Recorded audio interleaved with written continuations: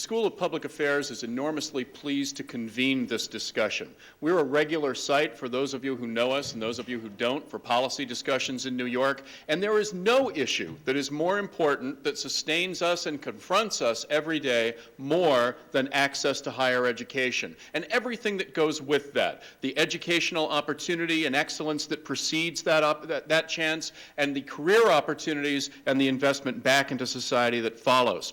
At the School of Public Affairs, we nurture good thinking and student success in this area in at least 4 different ways. We do it by including educational administration programs and educational leadership programs in our School of Public Affairs so that we can partake of the same kind of statistical analysis, quantitative and qualitative research, and the administrative rigor that we try to talk about in government and nonprofit sectors as well. We do it through a commitment to diversity, and I am proud to say that not only is Baruch College the most diverse school in the United States, but its School of Public Affairs is by a large margin the most diverse master's program in public policy in the United States. That's something about which we are enormously proud, and it's something that we intend to keep up in the coming years.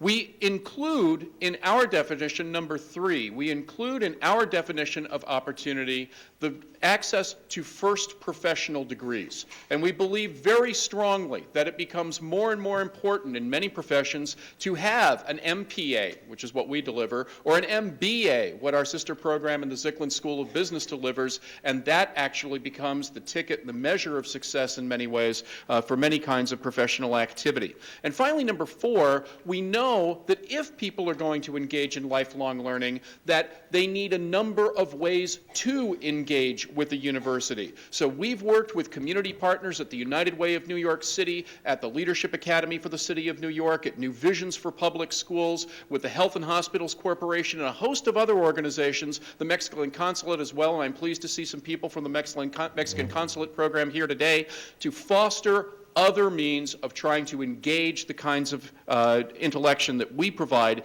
here at the university. But no dean and no school can do that without a supportive environment that fosters and sustains success. And that leads me to the reason that I'm here in front of you today, which is to introduce the Chancellor of the City University of New York. You have Matthew Goldstein's biography in front of you, and I will not simply read that for you. You will see there that he is a distinguished statistician with many awards and many books and articles to his name. You will see that he has been president of the CUNY Research Foundation, shaping the research portfolio of this largest of urban institutions in the United States.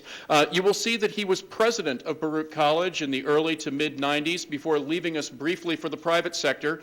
We forgive you for that. And coming back as Chancellor of the City University of New York in 1999. And this has led to many, many honors. And I'm going to talk about one in just a moment, but I'd like to talk about some of the things that drive those honors. This is someone who has led the revitalization of our many campuses at the City University of New York, making sure that those campuses have a defined mission, making sure that they are excellent, and making sure that they are accessible. This is a person who has fostered new forms of engagement through a school of professional studies, through online degree opportunities, through a scintillating honors college that makes us all proud and has been newly named in honor of William Macaulay. He has envisioned and enacted a new compact with the state of New York so that we rethink, and we have the legislature rethink what it means adequately to support public higher education. We may have a little further to go, but we're well along the way, and it's a conversation that has a sophistication and a depth that it has lacked for decades in this city and this state.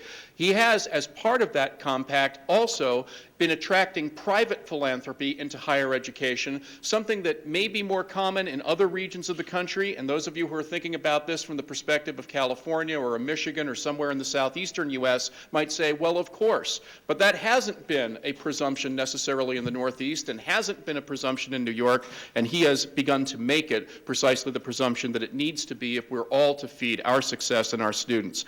And all of this equals more faculty, more student support, and more students with all of the attendant opportunity that we know we need in this room today, and we know we need better ways to sustain in the future. And all of it has led to CUNY becoming, once again, the thumping, beating heart of higher education in the nation's largest cities in ways that should make us all very proud. Certainly that's what the Carnegie Corporation had in mind when they bestowed in 2007 the Academic Leadership Award on Matthew Goldstein. Chancellor?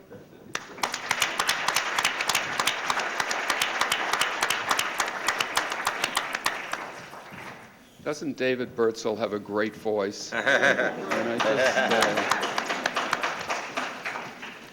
David, I said to you earlier that when you were appointed dean, I was really delighted, and I said it had to be in part his voice.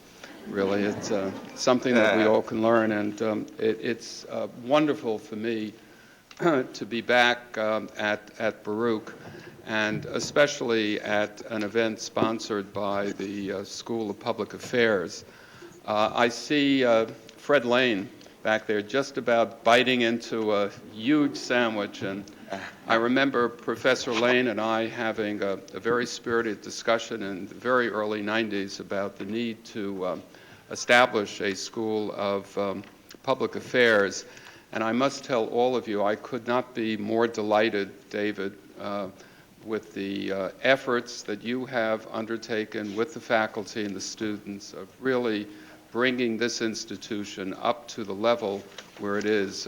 You do us all proud, and we're really so delighted with the efforts that you and others have done, so congratulations.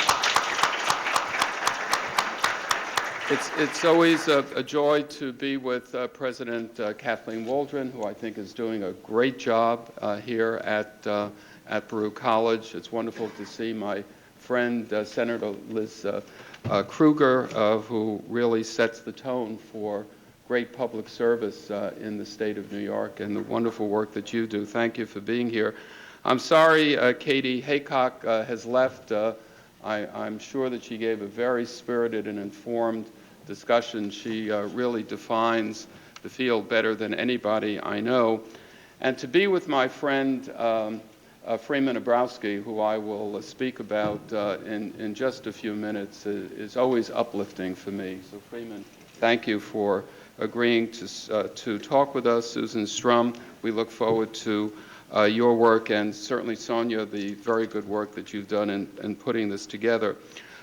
We are somewhat behind schedule, and I am behind my schedule, so I'm going to have to make my remarks more brief than I expected they would be, and I want to give you ample opportunity to hear from Freeman. But let me start by saying that I am pleased to see this topic of access addressed so forcefully today. We all know that access to higher education is a national concern, and I would submit it's just not access. I mean, I think we really shouldn't just be concerned about access. I think we should be concerned about maintaining the students through their time when a degree is conferred, and that's something that I think is critically important. So let me start with a couple of observations. A couple of years ago, I was pleased to be on a panel with the authors of the book Equity and Excellence in American Higher Education. And this panel included Bill Bowen, the former president of Princeton University and the former president of the Mellon Foundation, and Tony Marks, the president of Amherst College, and a couple of other leaders more in the periphery. That discussion demonstrated that all of us in higher education, whether representing public, private, small, large, liberal arts, or research institutions, must share the goal of breaking down the barriers of entering and succeeding in college. We know that those barriers are formidable. As Equity and Excellence makes clear, socioeconomic issues and race still play important roles in rationing access to opportunities. And the book emphasizes that weak academic preparation has the most significant and damaging impact on not only access but retaining students in their way to getting their degree. Here at this great urban university, we understand that well, and we've been working on it for some time. Let me tell you about some of the challenges we have in the makeup of our student population. 6 out of 10 students attending this university come from households earning under $35,000 a year. 7 of every 10 of our students works, either full-time or part-time. Almost half of all CUNY undergraduates receive federal or state financial aid. More than 67% of first-time freshmen at CUNY are graduates of the public schools in this city, and about 60% of those students are Black or Hispanic. More than 50% of our first-time freshmen have a native language other than English. CUNY is not alone in its challenges and successes when it comes to breaking down the barriers to access. But as the largest public urban university in the country, CUNY's mission, its size, and student body make it, I would submit, unique in higher education circles.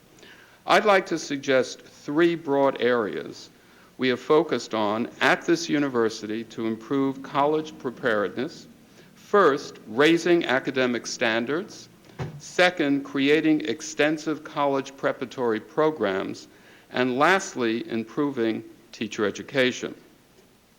I have often said that if we lower the river instead of raising the bridge, our students will never learn to swim.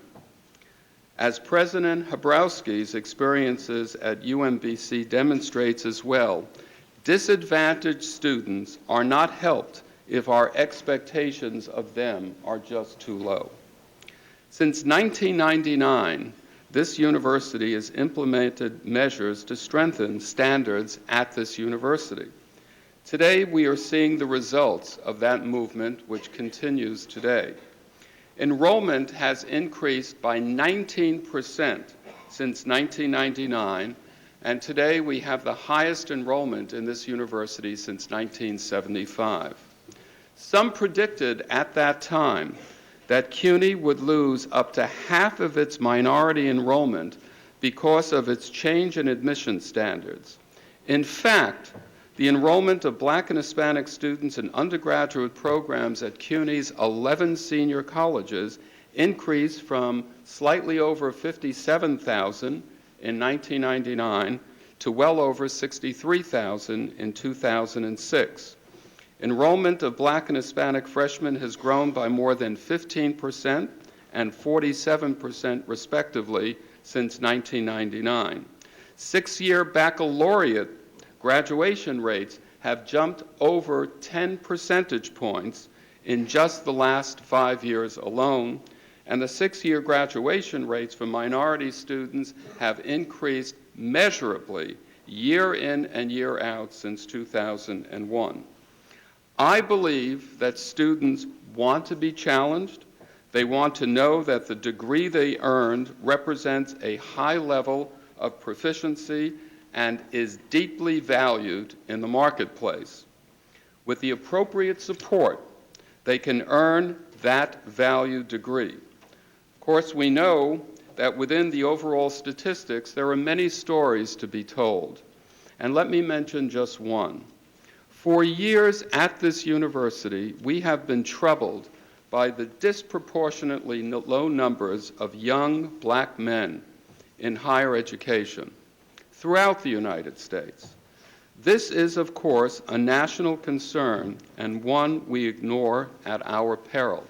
And my dear friend Freeman has really taken the curve, and he has changed convexity to concavity. And I think that is really something. And You're a mathematician. I You like know what that. that means. I I like know you like that. Nobody else knows, but we like it. Well, we like it. It sounds good, right? He's changed the inflection point, right? That's We great. could just Yeah, keep this yeah. up, right? CUNY's Black Male Initiative grew out of that concern, and I must tell you, Freeman, that I took a lot of shots for this, and you and I talked about this. Yes, yes. But this initiative, part of the university's master plan, focuses on raising awareness of the challenges facing underrepresented students, particularly black males, and increasing their chances of pursuing higher education. Today, recruitment and mentoring programs are well underway at this university, as is our CUNY-wide Distinguished Speaker Series. And our second annual conference, which will take place tomorrow, on the Black Male Initiative, will be focusing specifically on the state of black education in America and what it is that we need to do. The other areas that I wanted to speak very, very briefly about, the second area was the extensive college preparatory programs that this university has.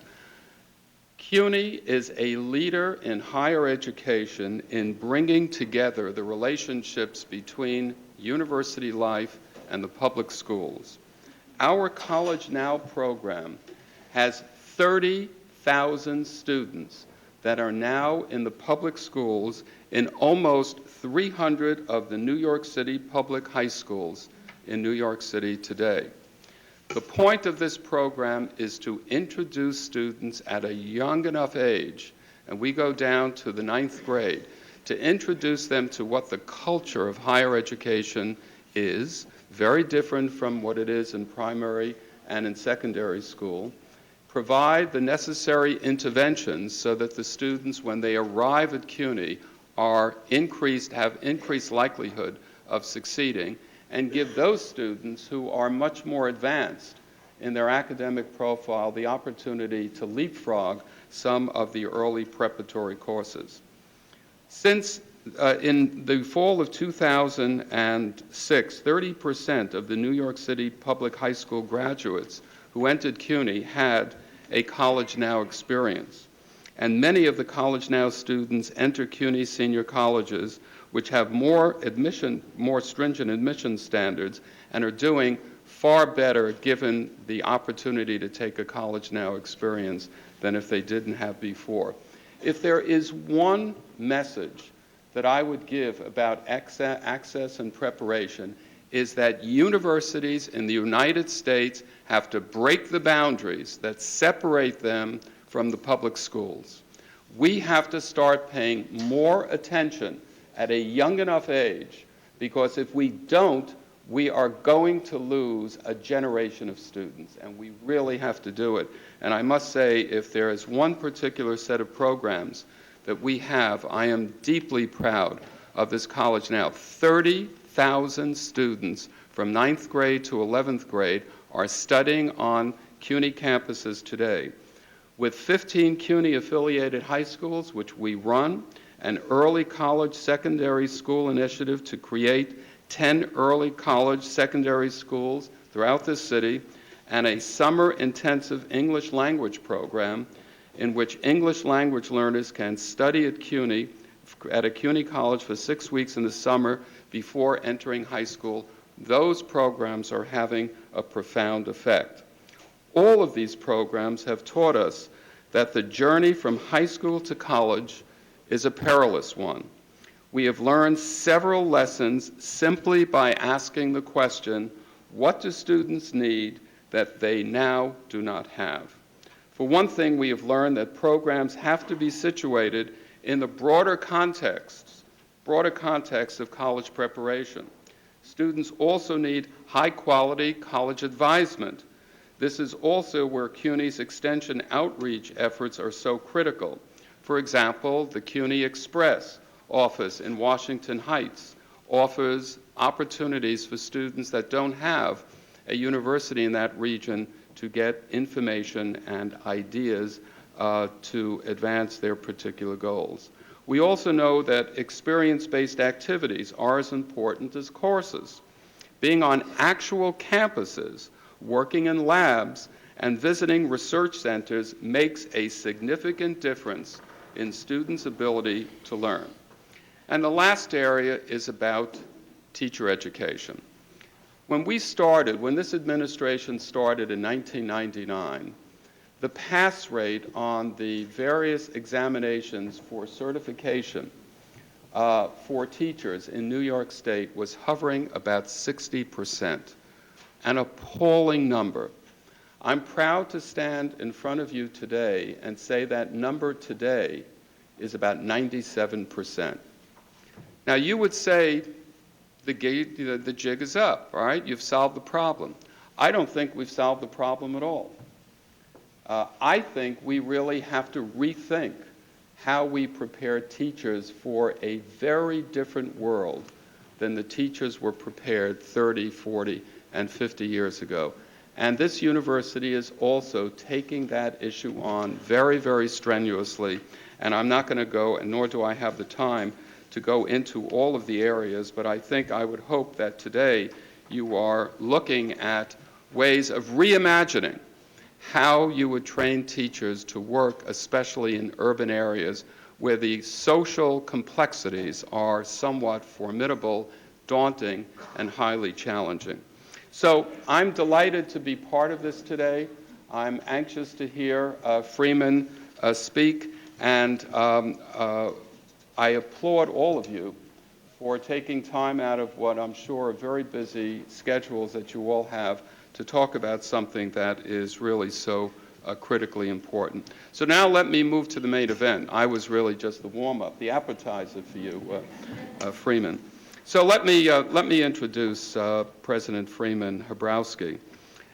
He is a true educational leader, a pioneer in encouraging more participation and proficiency in math and science disciplines, particularly for minority students. This guy is doing things for black males in particular that is really setting the stage for all of us to rethink how we proceed in a very, very difficult problem. He's been president of the University of Maryland, Baltimore County since 1992, where he's achieved great success in increasing the number of underrepresented students at all levels of STEM disciplines. STEM meaning science, technology, engineering, and mathematics. Indeed, he and the school are nationally recognized for the Meyerhoff Scholarship Program, a model of encouraging minority students to become leading research scientists and engineers, and I'm sure Freeman, or I hope he will, talk a little about that important problem. If you haven't read his books, you really need to do so. He has two very fine books. I've read them both twice, Freeman. And I think and I didn't have to buy them because you sent them to me. That's great. First one is Beating the Odds and Overcoming the Odds, which focus on the two, Beating the Odds, and the second, Overcoming the Odds, which focus on parenting and high-achieving African-American males and females in science. He has been recognized for his outstanding work as an educator and, yes, a scholar. He has been elected to both the American Academy of Arts and Sciences and the American Philosophical Society. He is the recipient of many prizes, including the McGraw-Hill Prize in Education, the U.S. Presidential Award for Excellence in Science, Mathematics, and Engineering Mentoring, and the Columbia University Teachers College Medal for Distinguished Service. And he is a sought-after consultant and speaker. And after you hear him today, you will understand why. And allow me to point out a striking educational background. At 19 years old, merely a pup, he graduated from the Hampton Institute with highest honors in mathematics. In mathematics, hear me, in mathematics. We got to get more people to study mathematics. Then receiving his master's in mathematics and a doctorate in higher education administration and statistics at the University of Illinois, Urbana-Champaign at a very ripe age of 24. Done a lot at a very young age. We're very lucky to have him here today. Very few educators can boast of achieving institutional success while also serving as a valued personal mentor to faculty and students alike. He has done so, though he would never boast of it, and we would all do well to emulate his creative energy. Ladies and gentlemen, my friend and partner, Freeman Habrowski.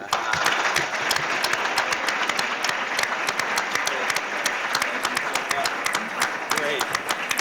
That's excellent. Good afternoon. All of you know the Chancellor as a powerful man who oversees the largest, quite frankly, most powerful public system in our country. I know him as someone who was the parent of one of my students. And his son Seth was at UMBC, and I have to say this, when you observe someone with his or her child, you get to know that person. Because all of us are not necessarily the most empathetic parents. We know that, right? We know that. But he is a fine father, a visionary educator, and just a wonderful human being. Would you give him a hand, please? I'm delighted to be on your campus, President Waldron, to you and Kathleen, and to Sonia, and to all the rest in the room. Let me talk for maybe 20 minutes at most, in a conversational manner, and then have time for a few questions, okay? The significance of my comments today is that, from my perspective, I will be reinforcing much of what has already been said when Matt talked about the need to raise standards and to think about K through 16, pre-K through 20, in fact, to think about teacher ed. When Leslie talked about the significance of HBCUs, each of us, quite frankly, has had a set of experiences that make us who we are in terms of how we think about the world, how we think about education, how we think about the challenges that we face. And so for me, it is true that I am often thinking about my own experiences growing up in Birmingham and being involved in the civil rights movement, going to Hampton where people told me I was special and that I could be even better. The same thing my parents had said, kicking my butt when necessary, but saying you're going into a world which will be not necessarily fair, but that you don't have time to be a victim. And there's one of the points I want to make, that as we talk with our students, regardless of the kind of institution, whether it is an institution heavily white, heavily of color, a predominantly black institution, or Cal State out in LA, or one of the institutions in your system, here the fact is that I am convinced that we should be helping our students to feel special and teaching them they don't have time to be a victim. I'll never forget being in a topology class at Illinois, and the professor was an interesting guy. He was calling the roll, and he got to the name Rabowski, and he was from Poland. And I raised my hand, and he said, no, no, no. And I said, this is America. Yes, yes, yes. So, you get it. And I went to the next class, and I had just gotten my first exam back, Matt, and I earned an A-. And the professor wrote on the paper, you did surprisingly well. You did surprisingly well. Now, my mama was an English teacher, so I immediately went up to him and I said, why the adverb? First problem was he didn't know what I was talking about. And when I showed it to him, he became a little red. One of the advantages we have is sometimes people of color, we don't turn as red as fast, all right? Putting a little humor into this from the beginning. And here's the point. I had a choice at that moment of deciding, well, this man doesn't expect me to do well, and so I may as well just decide I'm not going to do well, or to decide that was his problem. That was his problem. And what people had told me in my undergrad institution and in my family was, don't let anyone else define who you are. And so as I talk about access, and particularly access as we think about moving students to graduate degrees and getting them not only to do well in undergrad school, but to excel. As we think about what it takes for students to excel, not simply to graduate and go, I made it. As we think about inspiring other students to want to come to college, I want us to think about the attitudes of our colleagues and our own attitudes. Susan's going to be talking about institutional change. I agree with everything Matt said about raising standards, about the pre-K through 20, college preparatory work, about teacher education. What I want to add to what he said is, and it's almost implicit in what he says, but I want to make it more explicit, is that we are serving students different from ever before. in so many ways. And we in higher education, all types of institutions, will have to look in the mirror. Because while we have certain expectations of our students, we want them to learn to read well and to write clearly and to think critically, and we want them to be able to work hard and to be dependable and to have the values we need for success. We all agree with that. But the question is, how might we need to change in our institutions as we practice our craft? How might we need to change to ensure that students are successful? Now, my perspective is one of somebody, people typically say my campus is a campus of nerds. We take great pride in that. We're typically the national chess champion. Give me a very good hand for that. We're very proud of that. And our basketball team graduates. We're very proud of that, and they read well, all right? This is unfortunately revolutionary sometimes in our education. People get upset when I say it, but I say it for a reason, because we want to make sure our athletes can graduate. We don't want to use them, all right? And here's the other point. We believe that we must teach our students of all races. This is in a predominantly white setting where about 35% of my students are underrepresented. Students from over 100 countries. We want them all to understand that the life of the mind is important. People come to college to learn to think. People come to college to learn to dream about the possibilities. And so I want to talk about how we've gone about changing the culture of the institution, and how any place I've been where they made progress. As I listened to the President Baruch talking, I was very impressed. She talked about changing the culture, looking at being responsive to students, understanding their challenges, understanding that different groups have different challenges. When I tell you black students on my campus, or if I tell you Hispanic students on my campus, if I don't know what I'm talking about, I'll stop there. But if I know what I'm talking about, I know there are different types of Hispanic students. I know that my students who come directly from Mexico are different from my students, the few we've gotten from Texas. You get my point? I know that my students who are Puerto Rican from New York usually are not as well prepared as the kids who come from Puerto Rico directly.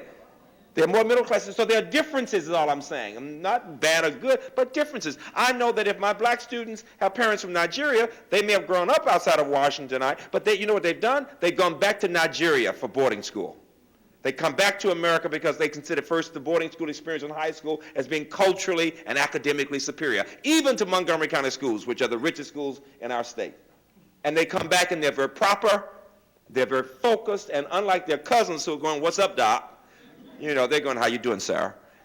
And when they have that more old-fashioned approach, they tend to be ready for the work more so. And so what I'm saying is that the student whose parents are from Nigeria has had a very different experience from my black kid who may have come to me from Philadelphia, inner city Philadelphia, or inner city New York, you see. And what am I saying? That a part of changing the culture of an institution is understanding we should not assume we know that student just because the student speaks with a Spanish accent or the student is looking like black. We don't know what that means. We need to understand what that means. It may mean, of course, the student is first generation college, but even then, we still don't know what that necessarily means. Because there are students who are first generation college from a wide range of backgrounds. Now so mine is a campus that some would call somewhat elitist because, quite frankly, what they see is that we have these very high achieving students with large numbers succeeding. 4 or 5 years ago, there were only 67 African Americans in the country to earn a bachelor's in biochemistry. 22 came from my campus. Give me a hand for that. It was a big deal. 22. And they all went to graduate and professional school. We had 12 blacks interviewed at the Harvard Medical School in 1 year alone. Give me a big hand for that, all right? Now, but what people don't know is that we have this range of programs that will fit well with what a number of people have said today. I start with, and I'm going to just quickly mention them because I want you to go on the web, UMBC web. UMBC, some say it stands for You Must Be Chinese. Now, I am not being politically incorrect. I like that. You know why? Because some white students years ago were trying to make it a negative because they were not getting into my university. They would go, "Oh, you must be Chinese to go there." We took it and made it a positive. I said, "Yeah, it means we like Berkeley." What's wrong with that?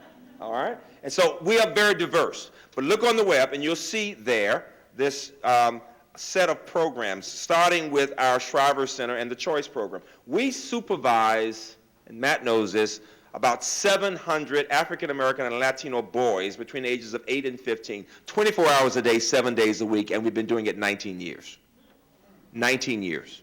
And the reason we've been able to have that program through 4 governors is evaluation.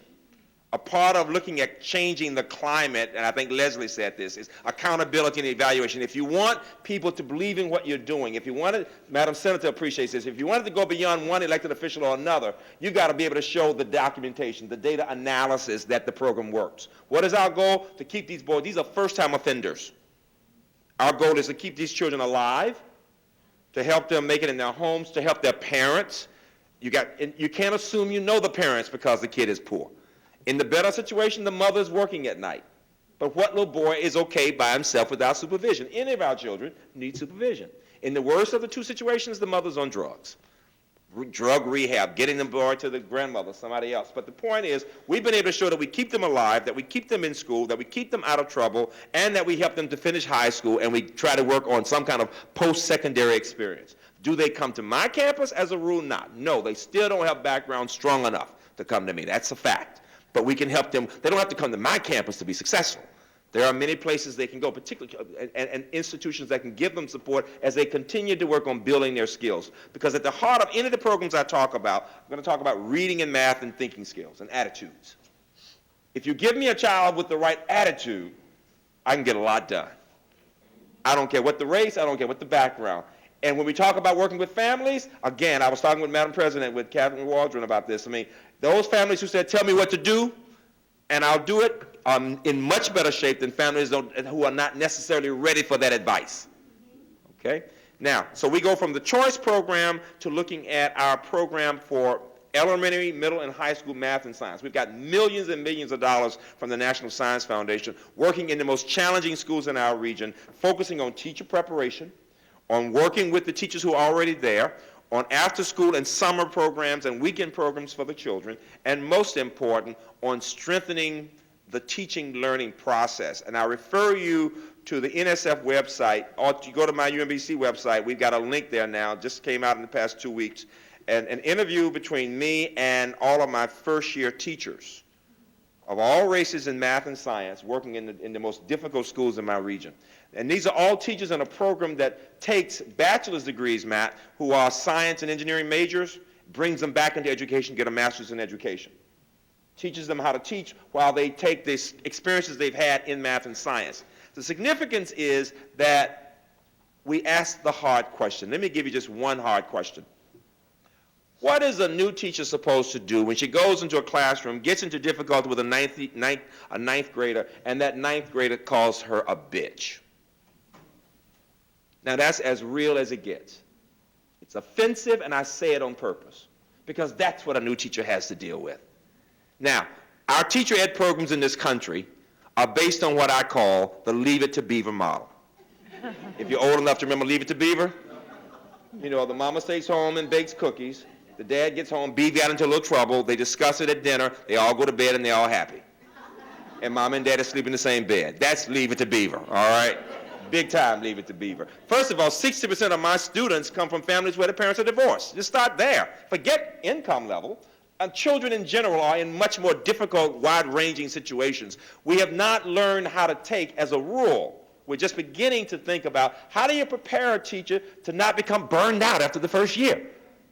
And on this tape, you will hear a young woman, one of my students, young blonde woman working with all black class, and she says, well, Doc, I'm asking them, what are your surprises for the week? And she says, I got my street creds this week. And they hear a middle-class black man say, what are you talking about, street creds? Street credits, Doc, street credits. How'd you get your street credits? These 2 girls started fighting in my room. I had a choice. I could run out of the room, which is what I wanted to do. But instead, I got strategically 2 of the biggest guys, got them to work with me. We pulled them apart, and then I acted like I knew what I was talking about. I said, you will not do that in this classroom. And she said, from that moment on, I had my street creds. It was great. She said they respected her. They respected her. What normally happens in policy right now, we send the children out of the room, they get sent home, they get further behind in their schoolwork, they come back, and they're really in difficulty. And so the point I'm making is, as we think about teacher preparation in K through 20, we need to be thinking specifically about how different programs relate to one another. all of these programs, and I can go up the ladder through grad school, through our advanced program for women in science, same issues, have to do with building community. If you ask me, one of the most important themes, and I think I heard Kathleen saying this about having groups working together, building community, having students to reflect on their experiences, listening to the voices of different types of students, hearing both the qualitative side of things, analyzing the quantitative data makes all the difference in the world. And so 4 broad areas for the Meyerhoff program. This is this program that started for black males, and then we added women, and now for legal reasons, but for other reasons, we have students of all types. It is still 65% minority. But we also invite white students who have an interest in understanding the issues of underrepresented minorities. They will be faculty members one day who've thought about issues of race and poverty and gender. Think about it. How many white science professors have had a chance to think about the question of black kids in his or her class, or of gender issues in his or her class? And so we reflect and talk about those issues. If you were to ask me one of the shortcomings in higher education, I would say, which reflects this country's values, it is that we are not comfortable talking about the issue of race. I often tell my students, the reason you're so uncomfortable talking about this issue is that your parents aren't comfortable talking about this issue. And so one of our challenges as we think about preparing people to be educated people, white, black, Hispanic, Native American, Asian, whatever the group, is to learn how we can create climates on our campus in which people can say what they really think without being attacked, without having to say what's necessarily even politically correct. Because if you only allow people to say what's politically correct, you never begin to change attitudes. And at the heart of institutional change, whether for students, staff, or faculty, is giving people a chance to be in some safe space where they can say what they really think. So when a faculty member says to me, Freeman, why are you upset because I told a student she did okay making that C in organic chemistry? I said, because you've told every black student I'm told that it's okay to make a C in organic chemistry. And he says to me, well, the fact is I've never seen a black earn above a C in organic chemistry. And I can get my kids who earn C's in organic chemistry into med school.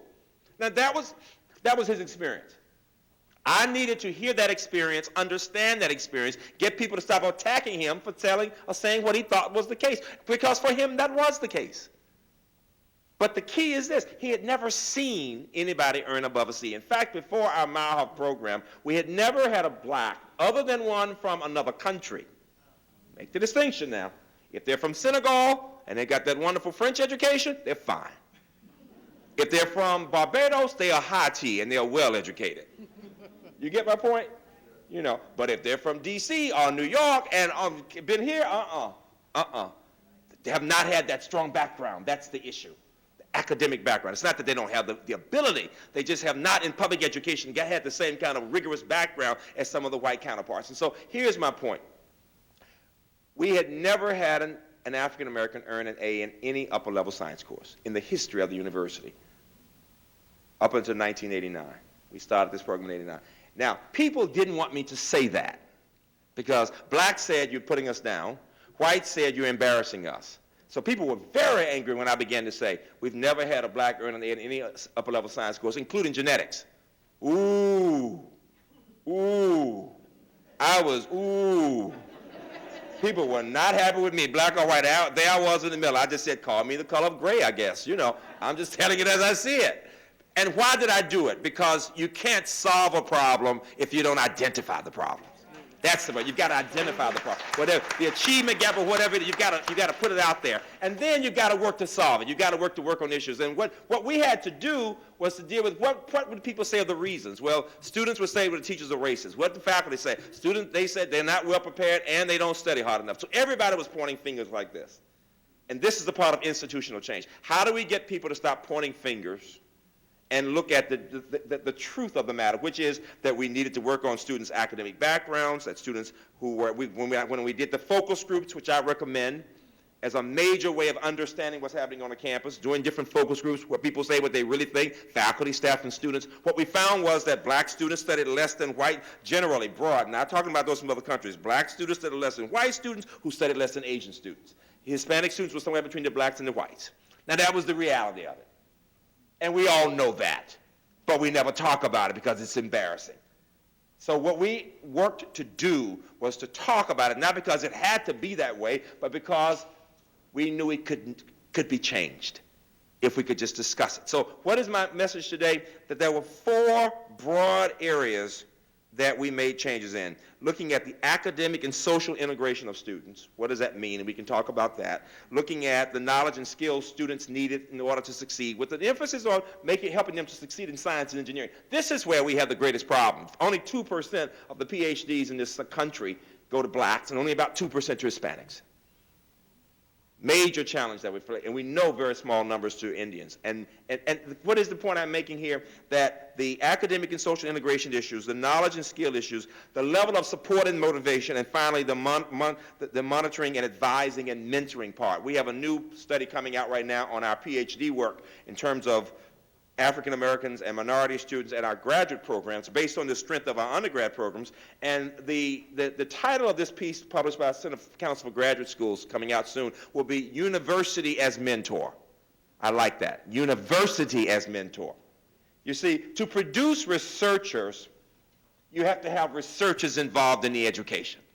It is not enough to have supportive staff on the sideline. That's where HBCUs and Hispanic serving places have made the big difference. The faculty get involved themselves. This is what makes the difference. I had to find faculty, most of whom, quite frankly, in the sciences were white men. We only, in the last 8 years, began to get some women into our science through the advanced program. We only had maybe 12% women, tenure track. You could find instructors. You get my point? With the advanced program, we're up now to 27%. Still not where it needs to be, but it's made progress. But the point is that I had to find a way with colleagues of having conversations, not to make anybody do anything, but to convince them that it was through conversations we could pull people into the work, because it takes researchers to produce researchers. There's one point more than any other today I want to make. It is this: that if our goal is to increase the number of people who enter our institutions, then we need to be, as Matt said, involved in K through 12. Enlightened institutions are involved. But we also need to be honest about what we're doing with the students who are there. And it's got to be about more than, it's got to be about graduation. There's no doubt about that. But I want to know, how does a student who's come to this institution who's Latino feel about the institution and how the institution feels about her? If she's a Latina, does that person feel that people care, that they're nurturing, that they support her? You see, we can push our students to be as high achieving as possible when they know we love them. If they know that you care, you can keep pushing. You know, my students will tell you in a minute, Doc kicks butt. But I want them to get not just an A, I want them to get the highest A. I said, I've never heard of an organic chemistry class where the Asian didn't get the highest A, or my smartest Russian kid. I'd like to see a black do it. You get my point? Just to throw it out there to get them to think about the best.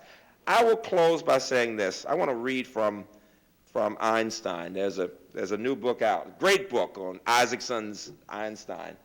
And I know that my fellow mathematician and I would like it, because at the end of Einstein's life, even in pain, as he's still working on this equation for this unified theory of the universe, he says, not enough math. Not enough math. We mathematicians love that. He still was trying to he didn't have enough math to explain it. But there was another book written by a black and white guy just 2 years ago entitled Race and Racism on Einstein. And if you don't know it, Einstein was very supportive of African Americans in the 40s. But it wasn't talked about because it would have been considered inappropriate for the best physicist that we had to be looking like he was pro-black in the 50s.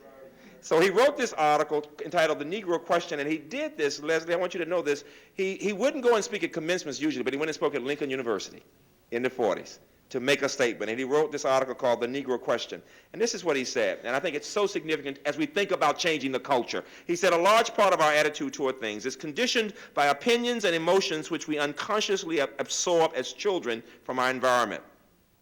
In other words, it is tradition, besides inherited aptitudes and qualities, which makes us what we are. But we rarely reflect how relatively small, compared with the powerful influence of tradition, is the influence of our conscious thought upon our conduct and convictions. It'd be foolish to despise tradition, but with our growing self-consciousness and increasing intelligence, we must begin to control tradition and assume a critical attitude toward it if human relations are ever to change for the better. We must try to recognize What in our accepted tradition is damaging to our faith and dignity and shape our lives accordingly? You see, we have to think about how in the academy we begin to really believe that poor children, poor white kids, students of color can be the best.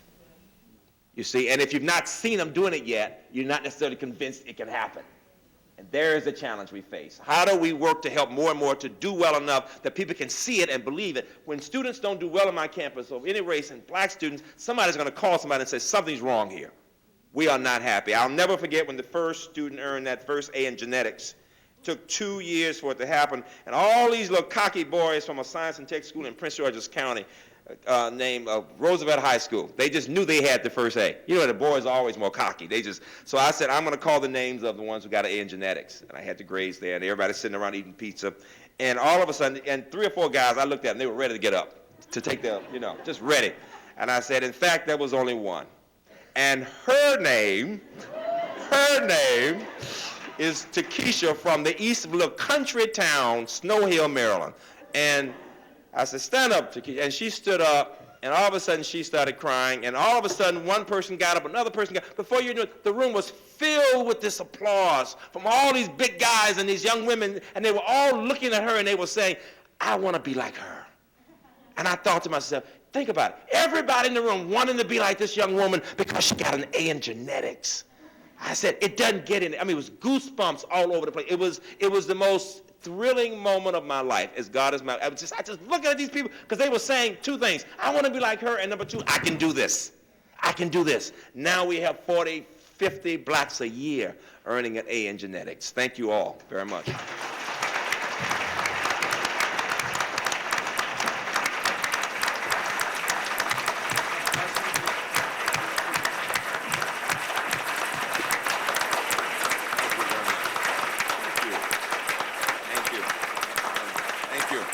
Questions, please.